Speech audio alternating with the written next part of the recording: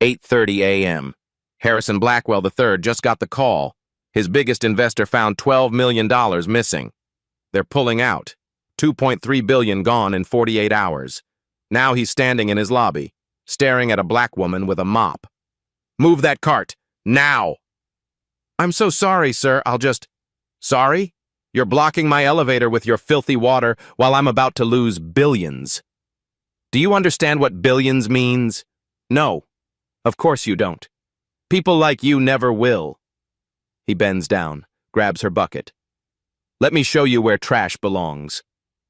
The water hits her head, cascades down her face, her neck, soak everything. She doesn't move, doesn't cry, just stand there, dripping. "Clean it up. That's what you're for." He has no idea who she really is, and by the time he finds out, it'll be too late. 6 hours earlier. The Honda Civic pulls into the underground garage at 6:02 a.m. Janelle Winters kills the engine, sits for a moment in the dark. The concrete smell is sharp, cold. She can hear water dripping somewhere in the distance. She pops the trunk, pulls out her cleaning uniform, navy blue, worn at the elbows. It smells like industrial detergent. The basement locker room is empty. Fluorescent lights hum overhead. Janelle changes quickly, hangs her blazer on the hook inside her locker. Behind the blazer, hidden under a stack of cleaning rags, sits a leather folder. The tab reads, "Blackwell Financial, Evidence." She doesn't open it. Not yet. On the top shelf, 3 textbooks: Executive MBA Program, Financial Fraud Detection, Corporate Law. A tablet tucked between them shows stock analysis, offshore account patterns, transaction histories going back 6 months. Maria walks in, older Latina woman, kind eyes. 20 years working in this building. "You're early again," Maria says. "Still doing that night school thing?" Janelle smiles. "Almost done. Just finishing up my research project." "What kind of project needs you here at 6 a.m.? "The thorough kind," Maria laughs. Doesn't push.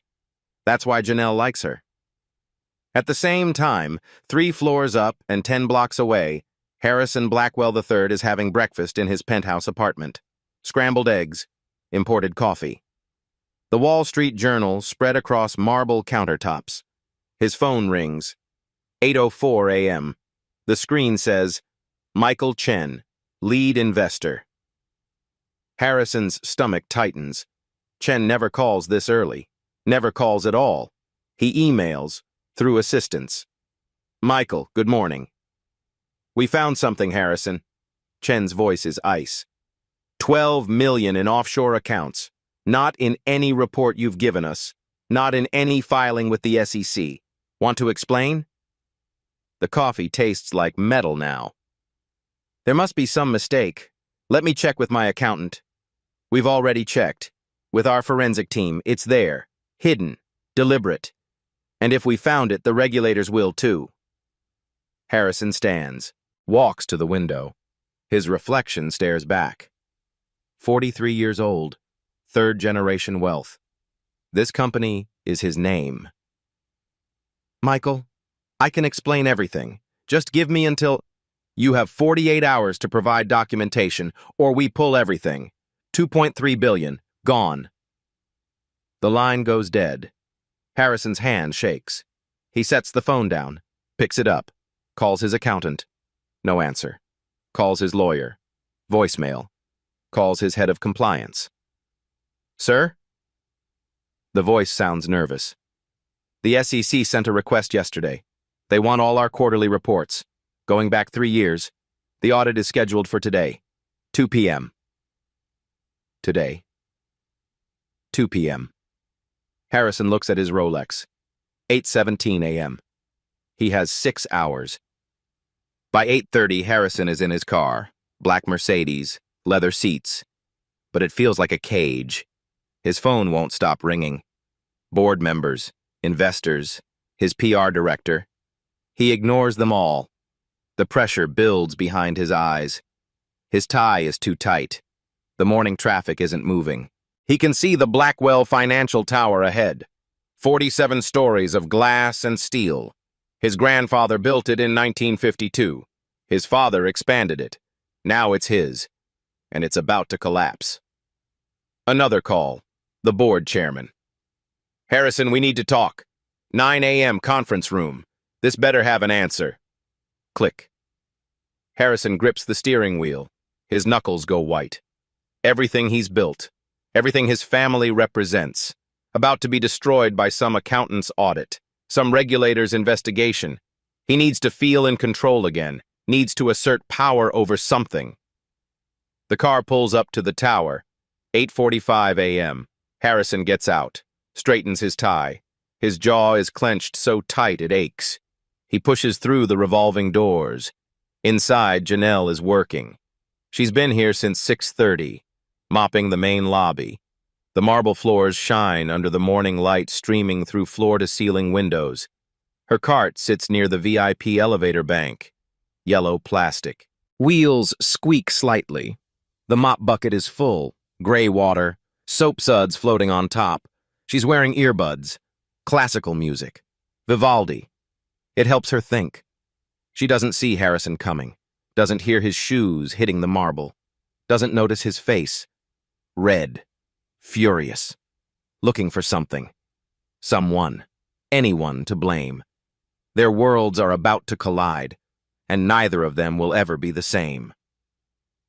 8:47 a.m. Harrison Blackwell III storms into the lobby. His phone is pressed to his ear. He's still arguing with someone. His face is the color of rage. I don't care what the report says. Make it disappear. That's what I pay you for. He hangs up, shoves the phone in his pocket. Then he sees it. The yellow cleaning cart, sitting right in front of the VIP elevator. His elevator.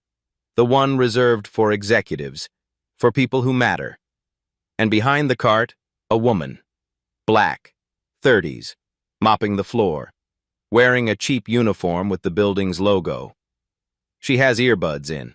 She's humming along to something, completely unaware. Harrison's jaw clenches. Of course. Of course. The universe is testing him today.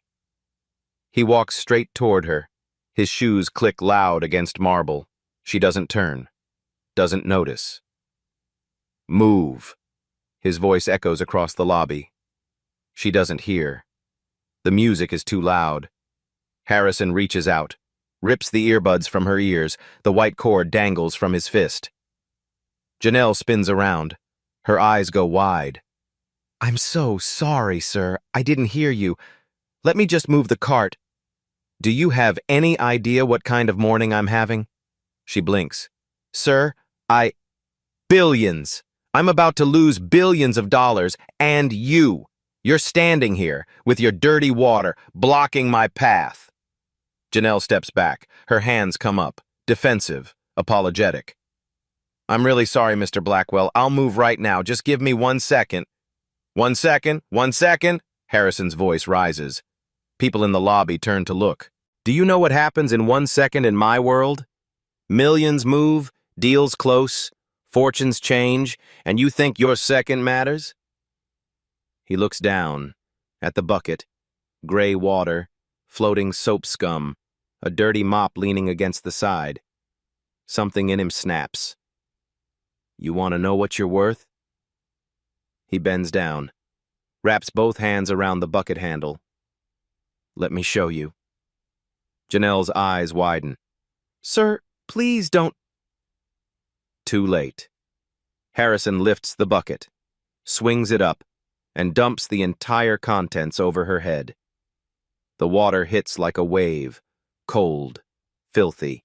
It drenches her hair, runs down her face, her neck, soaks through her uniform. Dark patches spread across the fabric. The water pools at her feet. Soap suds cling to her shoulders. She stands there, frozen, dripping. The lobby goes silent. Harrison drops the empty bucket. It clatters against the marble, loud, final.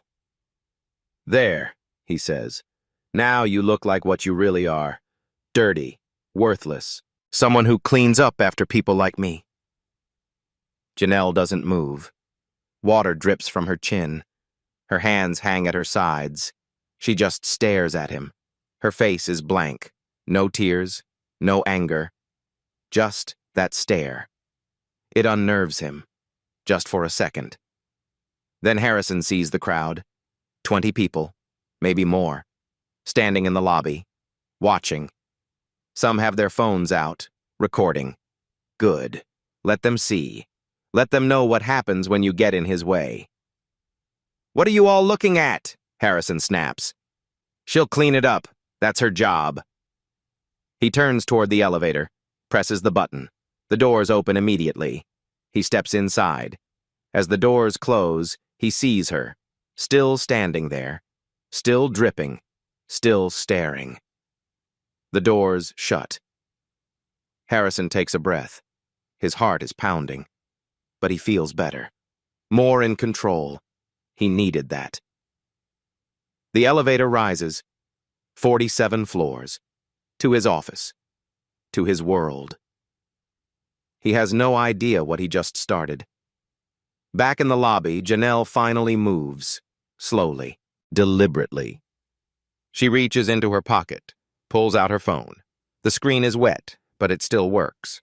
She wipes it dry on the only part of her uniform that isn't soaked. Then she opens the camera app. Starts recording. For the record, her voice is steady. Calm. Today is Friday, December 2nd. The time is 8:49 a.m. My name is Janelle Winters. I am an employee of this building.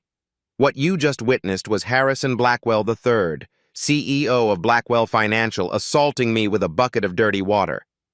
She pans the camera, shows the wet floor, the empty bucket, her soaked uniform. There are approximately 20 witnesses. Security cameras captured everything. I am documenting this for legal purposes. She stops recording, saves the video. A woman approaches, mid-40s, expensive suit. She looks horrified. "Are you okay? Oh my God, I can't believe he just did that. Here, let me help."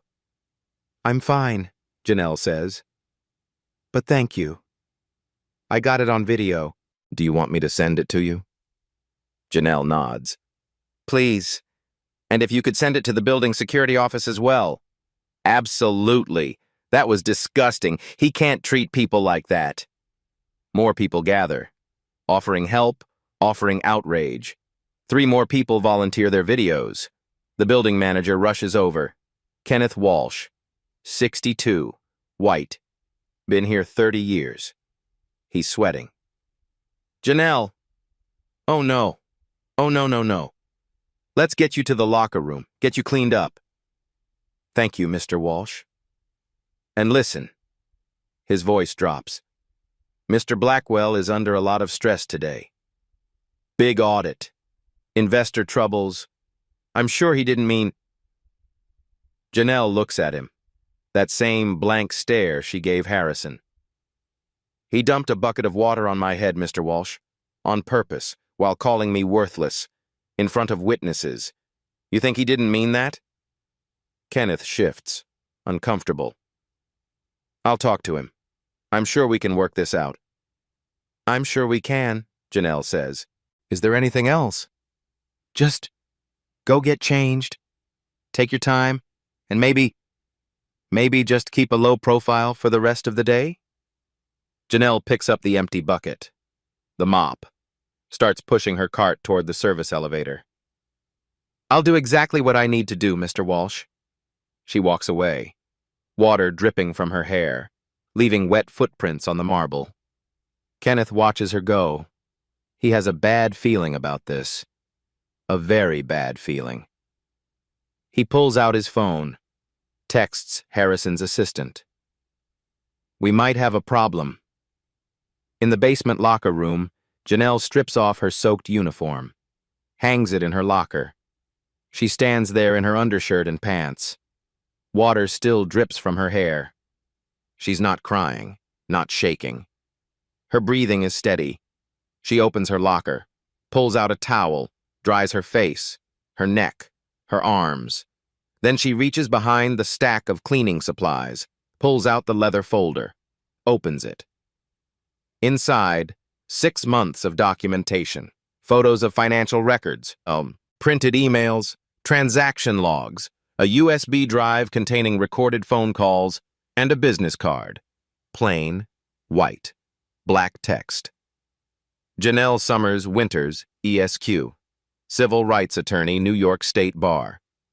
She pulls out her personal phone, the one she doesn't use for work, sends a text to an unsaved number. It happened, even better than expected. He assaulted me on camera, multiple witnesses, moving to phase 2. The response comes 30 seconds later. Standing by, AG is ready when you are. Janelle closes the folder, puts it back, pulls out a spare uniform from her locker, gets dressed. She checks her work phone. Already 3 text messages from unknown numbers. I saw what happened. I got video. Let me know if you need it.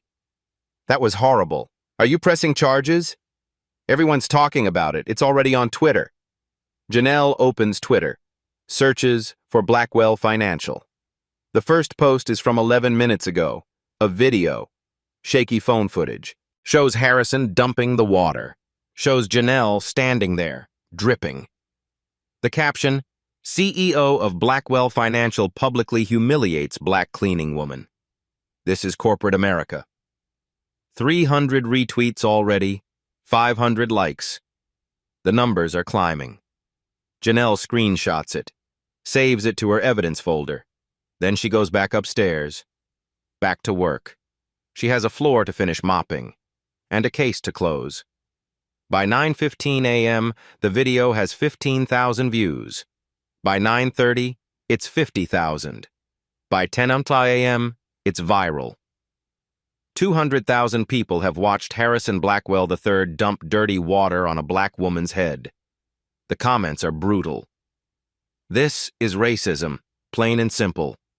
Fire him. Now. I'm calling every investor in that company. This is why we need better laws. But some defend him. We don't know the full context. Maybe she was rude to him first. People are so sensitive these days. The debate rages. The video spreads. News outlets start picking it up. And upstairs, on the 47th floor, Harrison Blackwell III is in a meeting with his board, trying to explain where $12 million went. He has no idea his face is all over the internet. Not yet. 9:00 a.m. Conference room, 47th floor. Harrison sits at the head of the table. 12 board members stare at him. The room smells like expensive cologne and suspicion. David Sterling, the lead counsel, has papers spread in front of him. Numbers, accounts, evidence.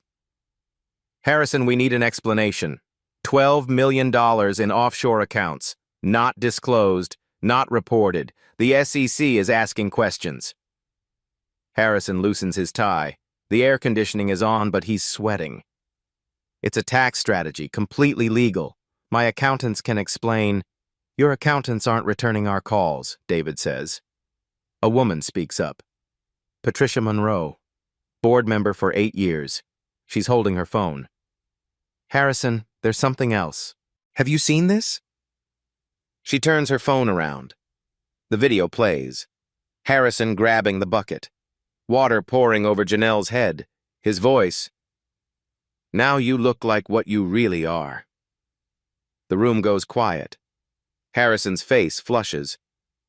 That was a misunderstanding. She was blocking the elevator. I was having a difficult morning.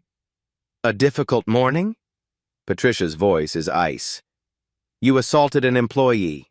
On camera. It has 200,000 views. I didn't assault anyone. I spilled some water. She's fine. She's fine. David leans forward. Harrison, this is a lawsuit waiting to happen.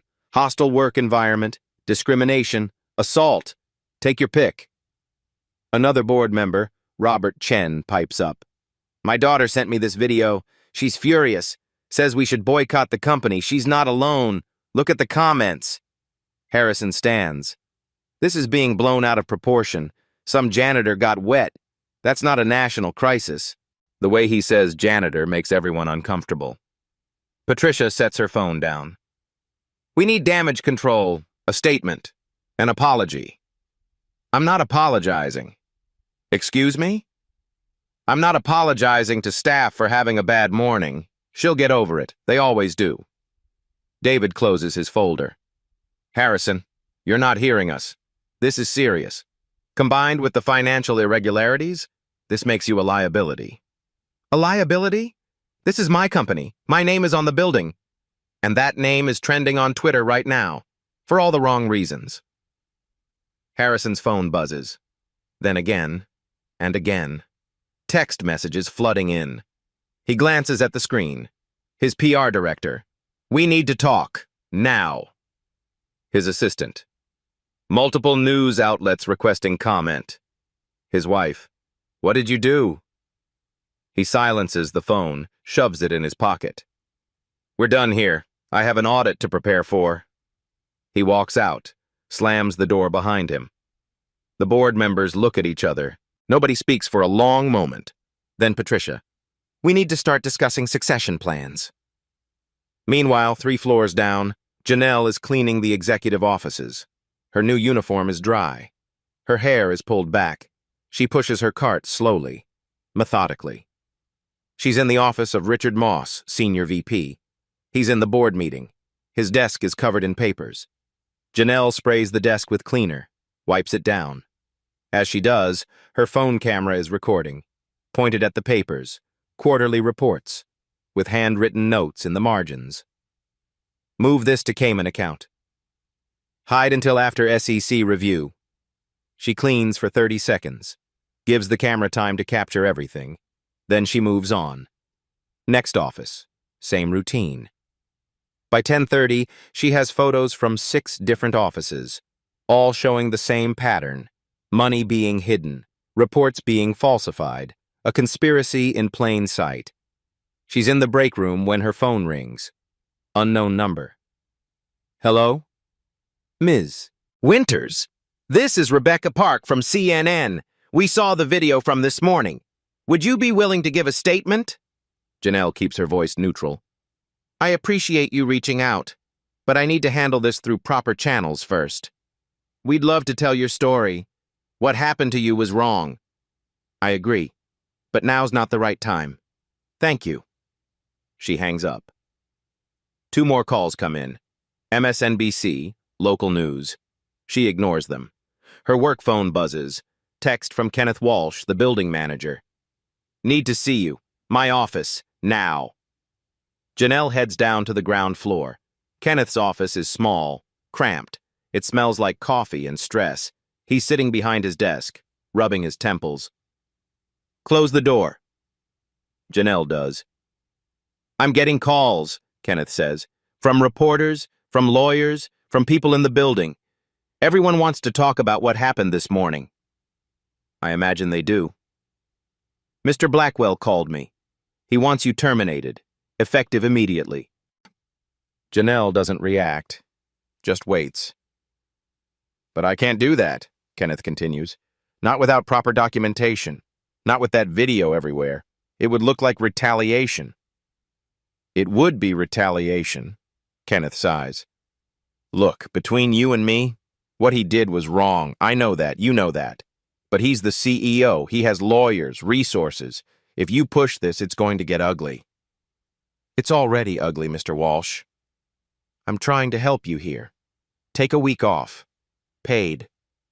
Let things cool down. Then we can figure out next steps. Janelle tilts her head. Are you asking me to leave or telling me? I'm suggesting it might be in your best interest. I appreciate the suggestion, but I'd like to finish my shift. Kenneth's jaw tightens. He's not going to like that. That's not my problem, Mr. Walsh. She stands, walks to the door. Janelle. Kenneth's voice stops her. Be careful.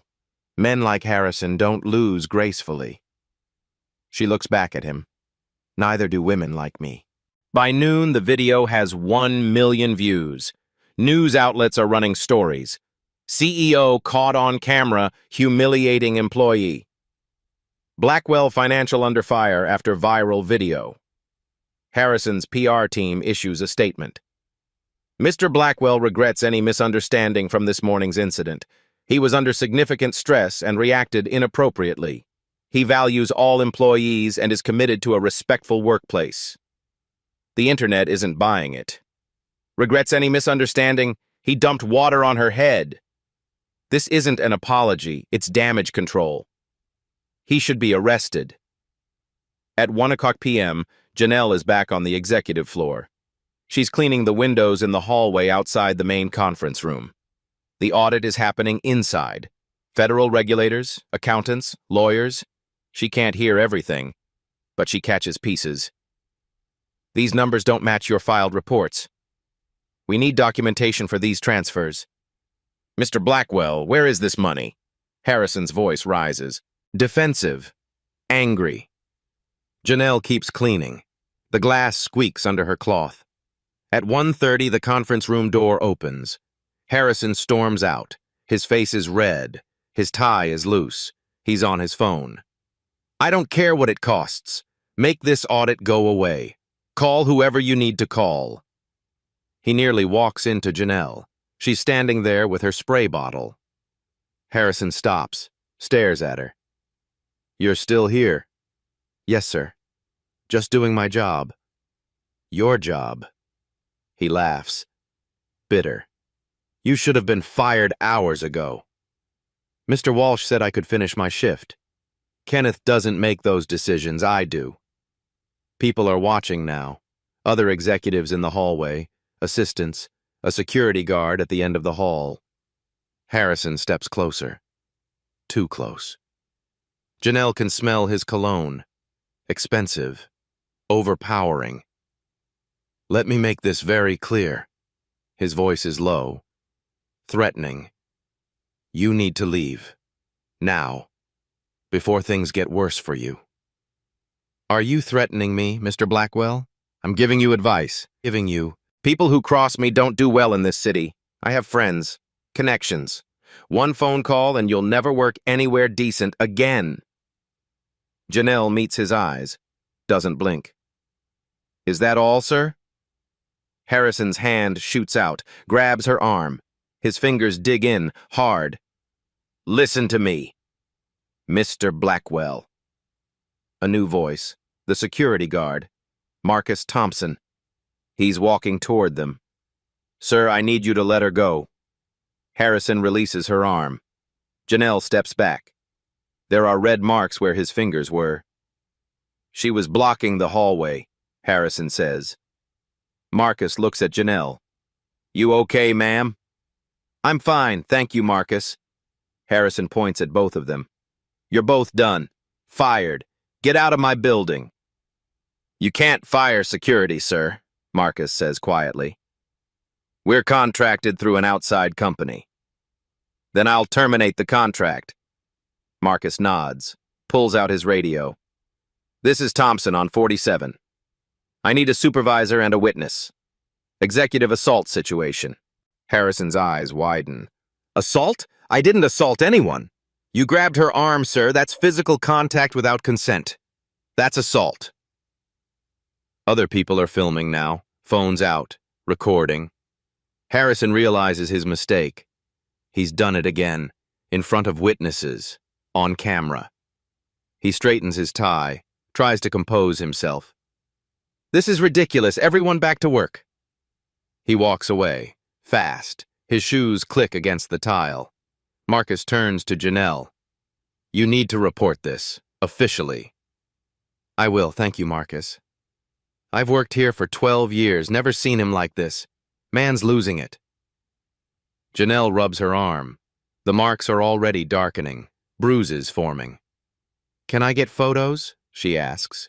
For documentation?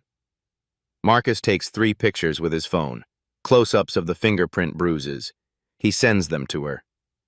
You're building a case, he says. Not a question. Janelle doesn't answer, just nods. Good, Marcus says. Someone needs to stop him. By 2:00 p.m., The audit breaks for lunch. The federal investigators look grim. They've found something. A lot of somethings. Harrison is in his office, door closed, yelling at someone on the phone, and Janelle is in the basement, changing her clothes. Again. But this time, she's not putting on a janitor's uniform. She's putting on a suit. 2:30 p.m. The conference room is full. 15 investors, the audit team, board members. Harrison stands at the head of the table. His presentation is on the screen behind him. Charts, graphs, numbers that don't quite add up. He's in the middle of explaining offshore tax strategies when the door opens. Everyone turns. A woman walks in. Black. 30s. But she's not wearing a janitor's uniform anymore. She's wearing a charcoal gray suit. Tailored, expensive. Her hair is down, professional. She carries a leather briefcase. Harrison's brain stutters. He knows that face. But the context is all wrong. "Security," he says. "Get her out of here. Now!" The woman doesn't stop walking. She moves to the center of the room, sets her briefcase on the table. Behind her, 3 more people enter. A man in a dark suit, federal badge on his belt, 2 NYPD officers in uniform, and then another man. Older, distinguished. Harrison recognizes him from the news. Robert Kaufman, Attorney General of New York State. The room freezes. Janelle speaks. Her voice is different now, confident, authoritative, the voice of someone used to be in courtrooms. "Good afternoon, gentlemen. I apologize for the interruption, but this won't take long." Harrison's face goes pale, then red. "What the hell is this?" "Mr. Harrison Blackwell III. Janelle opens her briefcase, pulls out a folder. "My name is Janelle Summers Winters. I'm an attorney with the New York State Bar, Civil Rights Division. I've also worked as a federal prosecutor for 6 years. She slides a business card across the table. It lands in front of Harrison. Janelle Summers Winters, SQ. Civil rights attorney, J.D., Columbia Law School. Former assistant, U.S. Attorney. SDNY. Harrison picks it up. His hand is shaking. "For the past 6 months," Janelle continues, "I have been working undercover in this building, as part of a joint investigation by the Attorney General's office and the FBI. Patricia Monroe, the board member, leans forward. "Investigating what?" "Initially, workplace discrimination. Multiple complaints were filed over the past 3 years. Hostile work environment, racial harassment, sexual misconduct. None were properly investigated." She pulls out another document, sets it on the table. "But as I gathered evidence on the discrimination charges, I discovered something else. Financial fraud. On a massive scale." The Attorney General steps forward. "Mr. Blackwell, we have documentation of $12 million in fraudulent transactions, offshore accounts used to hide money from investors and regulators, falsified quarterly reports, tax evasion, securities fraud." Harrison stands. "This is entrapment. You can't—" "Entrapment?" Janelle's voice is sharp. "I worked as a janitor. I cleaned floors. I observed. I documented. I didn't coerce you into anything. You committed these crimes on your own." She turns to the room, makes eye contact with each person. "This morning, Mr. Blackwell dumped a bucket of dirty water on my head, in front of witnesses, while calling me worthless. He did this because he was angry about losing money, because he needed to feel powerful." She rolls up her sleeve, shows her arm. The bruises are dark purple now, fingerprint-shaped. "An hour ago, he physically assaulted me, grabbed my arm, threatened my livelihood, again in front of witnesses, again on camera." She looks directly at Harrison. "You had every opportunity to treat people with dignity. Instead, you showed us exactly who you are." Harrison's lawyer, David Sterling, speaks up. "Ms. Winters, this is highly irregular. If you have charges to file—" "Oh, we're filing charges." The Attorney General nods to the federal agent. Mr. Blackwell, you're under arrest. The room erupts. People standing, talking over each other. Phones coming out. Harrison backs away. You can't do this. Do you know who I am? Who my family is? That's exactly why we're doing this, the Attorney General says. Because you thought your name put you above the law. The officers move toward Harrison. One of them has handcuffs out. Everything you did today, Janelle says, the water, the threats, the assault, that was just confirmation. But the real crimes? Those were already documented. 6 months of evidence, recordings, photos, financial records, testimony from 47 employees. She opens another folder, spreads documents across the table, bank statements, emails with offshore account numbers, photos of falsified reports, a USB drive. The bucket of water this morning? Janelle's voice is quiet now, deadly. That video has 3 million views. Your face is everywhere. The symbol of corporate racism and corruption. Harrison's legs seem to give out. He sits down hard in his chair. One of the investors stands. Michael Chen, the man who called this morning. I'm pulling my funds, effective immediately. Another investor. Same. We're done here. A third. I want nothing to do with this company. Patricia Monroe looks at Harrison. There's no sympathy in her eyes. The board will be voting to remove you as CEO today. You're done, Harrison. The officers reach Harrison. Sir, please stand. Put your hands behind your back. Harrison doesn't move. He's staring at Janelle, finally understanding. You planned this. All of it. No, Janelle says. You planned it. Every crime. Every act of cruelty. Every time you thought you were untouchable. I just made sure someone was watching when you proved it. The handcuffs click into place. Cold metal around Harrison's wrists. Harrison Blackwell III, you're under arrest for securities fraud, money laundering, tax evasion, assault, and civil rights violations. You have the right to remain silent. The officer reads him his Miranda rights. But Harrison isn't listening. He's still staring at Janelle. She picks up her briefcase, closes it with a sharp snap. Oh, and Mr. Blackwell, about that important job you mentioned this morning, taking down people like you? That's the most important job there is. She walks toward the door, stops, looks back. Enjoy the perp walk. The news crews are waiting downstairs. Then she's gone. The officers lead Harrison out. His expensive suit, his Rolex watch, his last name. None of it matters now. The man who owned a building can't even own his freedom. The perp walk happens at 2:47 p.m.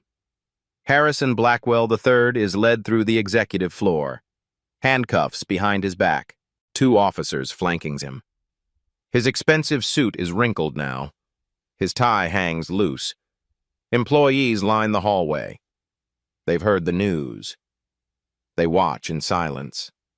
No one looks away.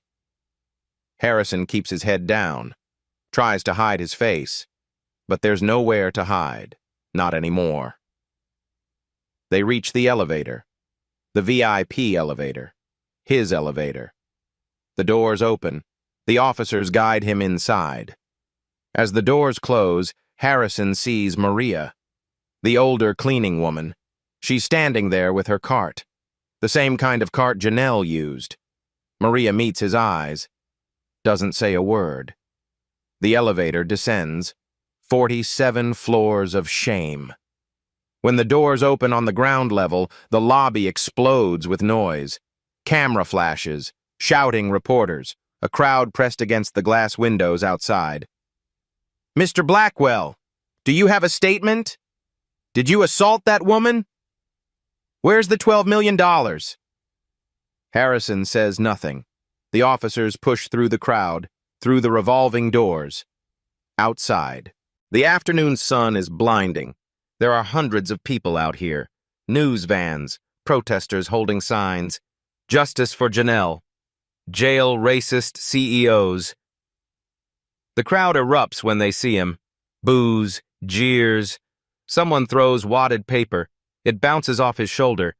The police car waits at the curb, black and white, lights flashing. An officer puts his hand on Harrison's head, guides him into the back seat. The door slams shut. The car pulls away, siren wailing. Harrison closes his eyes. This morning he owned a billion-dollar company. Now he's in handcuffs, all because of a bucket of water. Inside the building, chaos spreads like fire. The board calls an emergency meeting. 3:00 p.m. Patricia Monroe chairs it. We need to distance ourselves immediately. I move to remove Harrison Blackwell as CEO, effective now. Second, someone says. All in favor? 12 hands go up. Unanimous. He's out. David Sterling pulls up his phone, shows the screen. Blackwell Financial stock, down 41% in 2 hours. Trading halted twice. How much have we lost? 4.2 billion, and counting. The room goes quiet. Everyone's phones start ringing, investors pulling out, partners canceling contracts.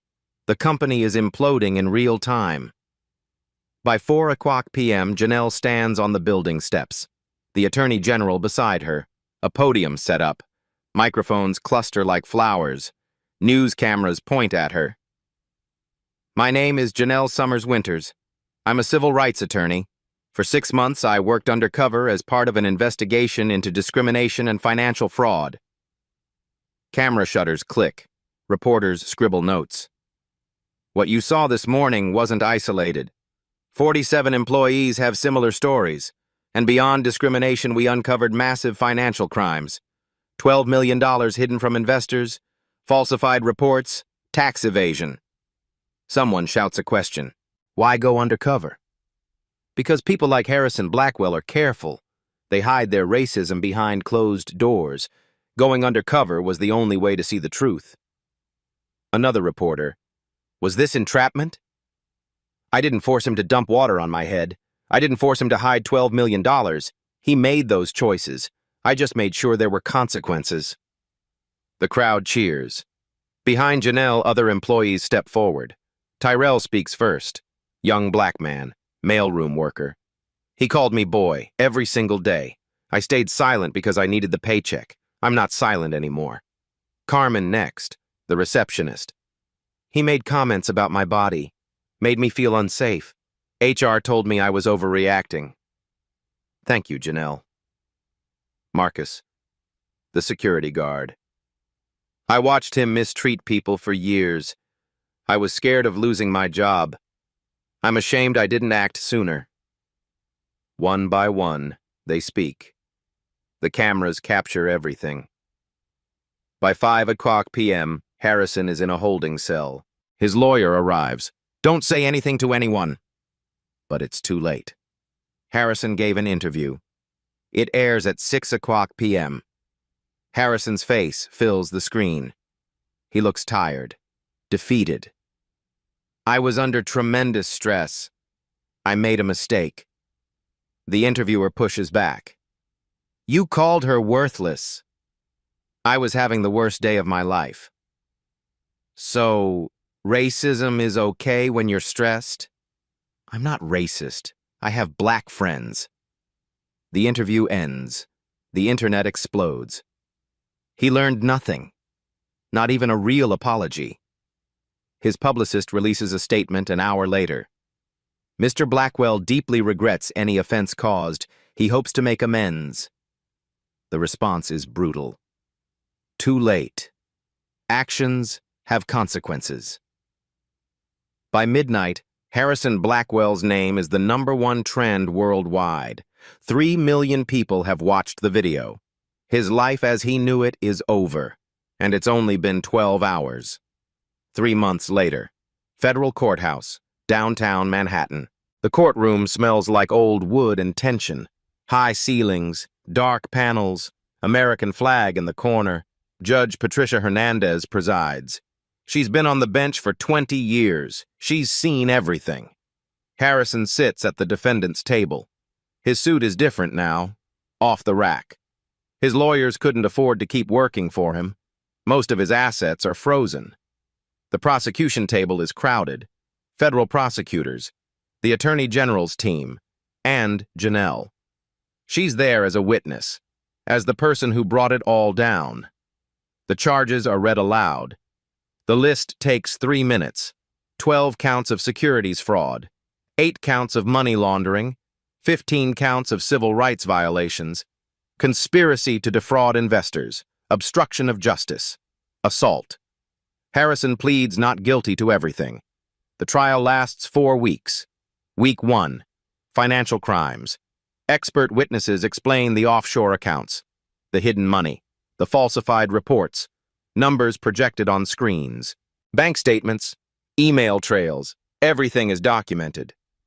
One prosecutor holds up a printed email. Harrison's words to his accountant. Move this to the Cayman account. Nobody needs to see it. Harrison's lawyer objects. Taken out of context. The judge overrules. The context seems quite clear, counselor. Week 2.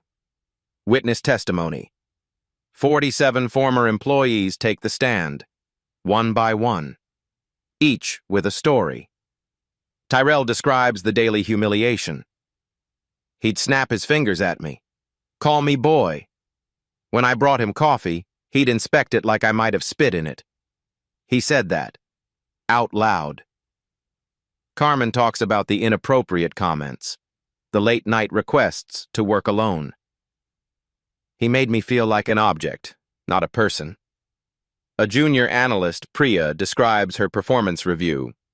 He told investors I was surprisingly articulate, then looked at me and said, "For someone like you."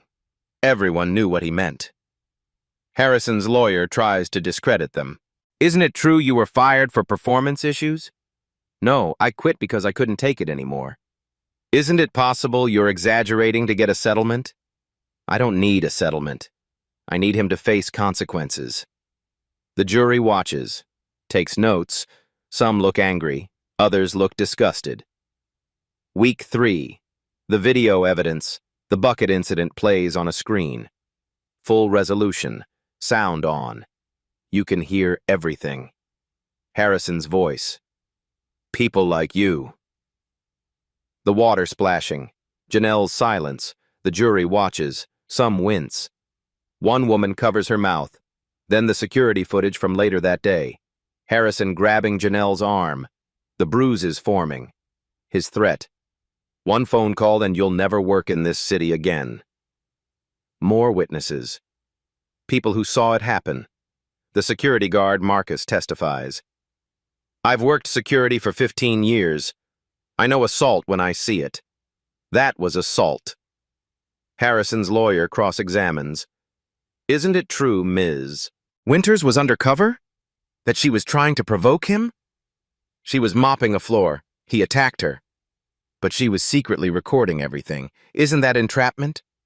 Marcus leans forward. "Sir, being recorded doesn't make you commit crimes. It just means people see you doing it." The courtroom murmurs. The judge gavels for silence. Week 4. Janelle takes the stand. She's sworn in, sits down. The prosecutor starts gently. "Ms. Winters, can you describe your role in this investigation?" "I was hired by the Attorney General's office to investigate discrimination complaints. I went undercover as a janitor to observe workplace culture and gather evidence." "Why undercover?" "Because people act differently when they think no one important is watching. As a janitor, I was invisible. That let me see the truth." "And what truth did you see?" Janelle looks at the jury, makes eye contact with each person. "I saw a man who believed his wealth and name put him above the law, who treated people like disposable objects, who stole from investors while humiliating employees. And when he was caught, he felt entitled to destroy anyone who threatened his power." The prosecutor shows the bucket video again. "Can you describe what happened that morning?" Mr. Blackwell had just learned his crimes were being discovered. He was losing control. When he saw me, a black woman in a service position, he saw someone he could dominate. He dumped dirty water on my head while calling me worthless. He needed to feel powerful over someone. Anyone. How did that make you feel? Honestly, vindicated. Because in that moment, he proved everything we'd suspected about his character. He showed the world who he really was. Harrison's lawyer cross-examines, tries to rattle her, fails. Ms. Winters, isn't it true you manipulated my client, set him up? I documented his behavior, his choices, his crimes. He set himself up. You recorded conversations without consent. I had a warrant. Everything I did was legal. Everything he did was not. You wanted him to fail. No, counselor, I wanted justice. There's a difference. The jury deliberates for 4 hours. Not long. They return at 3:00 p.m. on a Thursday. The foreman stands, an older black man, retired teacher. On the count of securities fraud, how do you find? Guilty. On the count of money laundering? Guilty. On the count of civil rights violations? Guilty. Guilty. Guilty. Guilty. 35 times. Harrison's face goes white. He grips the table. His lawyer puts a hand on his shoulder. The courtroom erupts. The judge gavels for order. But you can hear crying, cheering, relief. Sentencing happens 2 weeks later. Judge Hernandez reads from her notes. Her voice is measured, firm. Mr. Blackwell, you were given every advantage in life, wealth, education, opportunity. You used those advantages not to lift others, but to crush them. You stole from investors who trusted you. You tormented employees who depended on you, and when confronted, you showed no remorse, only entitlement. She pauses, looks directly at him. This court finds that you betrayed the public trust in the most egregious way. You believed your name made you untouchable. Today, we will prove you wrong. She announces the sentence. 15 years in federal prison, no possibility of parole for 10 years, $50 million in fines, permanent ban from the securities industry. You will serve your time at FCI Otisville. Harrison stands, tries to speak. No words come. The bailiff leads him away, back to handcuffs, back to a cell. The civil lawsuits settle quickly after that. The company, what's left of it, pays $85 million to 127 former employees. Harrison's personal assets add another $23 million.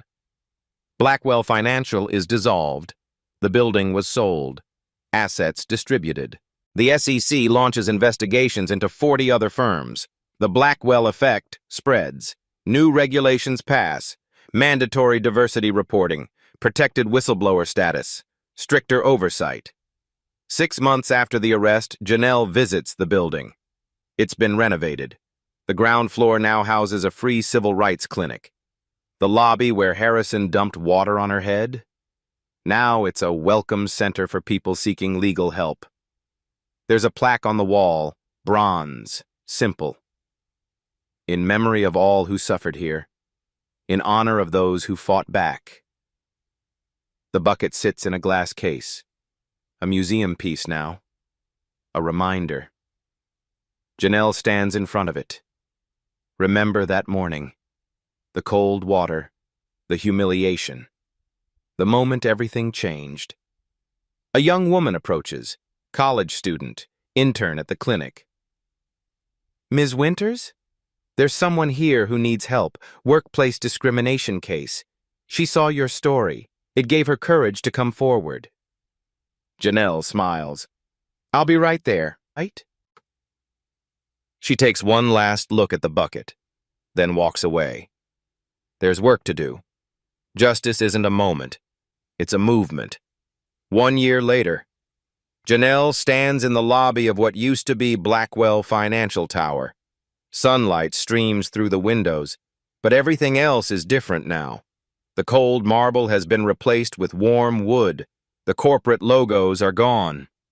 In their place, a sign, Metropolitan Civil Rights Legal Center, free services for all. Janelle is here for the anniversary event. 1 year since the arrest. 1 year since everything changed. She walks to the spot, the exact place where Harrison dumped that bucket, where her life could have gone so differently. She pauses, remembers. A reporter approaches, young woman, microphone in hand. Ms. Winters, can I ask you a question? A lot of people say you went too far, that the undercover operation was deceptive. What do you say to them? Janelle smiles. She's heard this before. I say this. I didn't force Harrison to be racist. I didn't force him to steal. I didn't force him to assault me. Those were his choices. I just made sure someone was watching when he made them. Do you have any regrets? Only one. That it took 6 months. That 47 people had to suffer before we had enough evidence. That's what I regret. The reporter nods. Thanks to her. Moves on to interview others. Janelle looks around the lobby. It's full of people today. Former employees, community members, journalists. They're here to celebrate, to remember, to acknowledge what happened. Maria is here, the cleaning woman who asked about night school. She waves at Janelle, smiles. Tyrell is here too. He's wearing a suit now. College student, full scholarship, business major. He's already landed an internship at a Fortune 500 company, one with actual diversity policies. Carmen started her own consulting firm.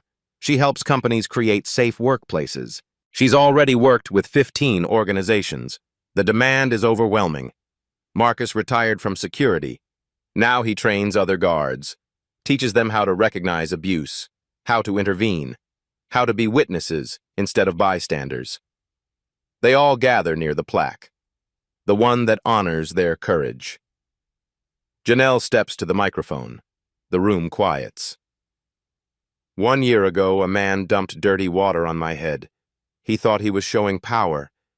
Instead, he revealed weakness, cruelty, corruption. She pauses. Lets that settle. But this story isn't about him.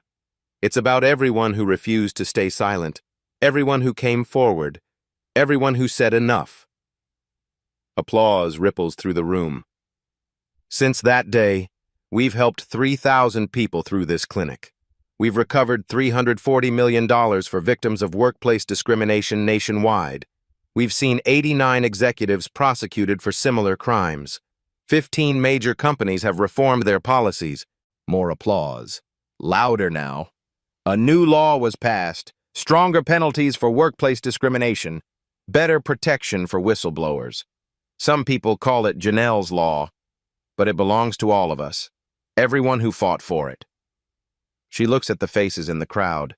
Survivors, advocates, people who believed change was possible. This isn't just one story. It happens everywhere. Maybe not with buckets and water, but with words, with systems, with silence. The question isn't whether you've seen it. She pauses for effect. The question is, what will you do when you see it? The room is silent. Everyone is thinking, considering. If this story moved you, don't just feel, act, share it, make it viral, make it impossible to ignore. Because every share is a reminder that accountability is possible. She gestures to the clinic behind her. If you're facing discrimination, there's help. You don't have to stay silent. Your voice matters. Resources are available. Use them. Use. Che. A screen behind her lights up, shows hotline numbers, legal aid websites, support organizations. And if you believe in justice, if you believe in accountability, let people know. Comment. Subscribe. Follow. Because we have more stories to tell. More battles to win. Janelle steps back from the microphone, but then she stops. One more thing. Some people say Harrison deserved a second chance, that everyone makes mistakes, that his life was destroyed over one bad day. She lets that hang in the air. So here's my question for you. When someone shows you who they really are, Repeatedly. Publicly. Proudly. When they hurt people without remorse. When they steal without shame. When they abuse power without consequence. She looks directly at the camera. How many chances did they already waste? The room erupts. Some applaud, some nod, some pull out phones to comment. The debate begins immediately. Janelle walks to the glass case. The bucket sits inside. That yellow plastic bucket that changed everything.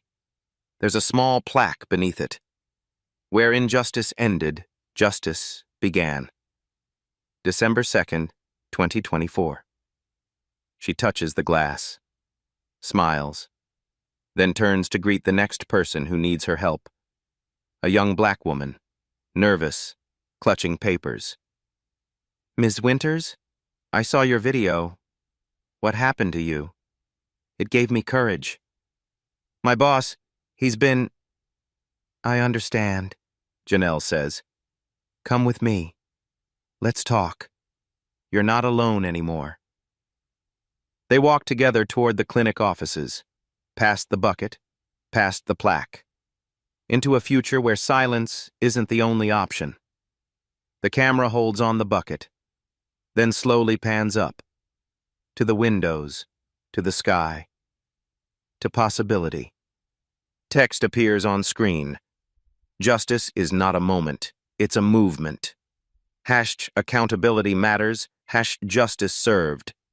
For help with workplace discrimination, eeoc.gov, 1-800-669-4000. The screen fades to black. Then one final message. Next story, racist Karen called cops on black doctor. His response changed everything. Subscribe. The fight continues. The story you heard today wasn't cleaned up. It was told exactly as it happened. At Black Voices Uncut, we believe that's the only way truth can live. If you felt something, hit like, comment, and your reaction, and subscribe. Every week, we bring you voices that refuse to be silenced.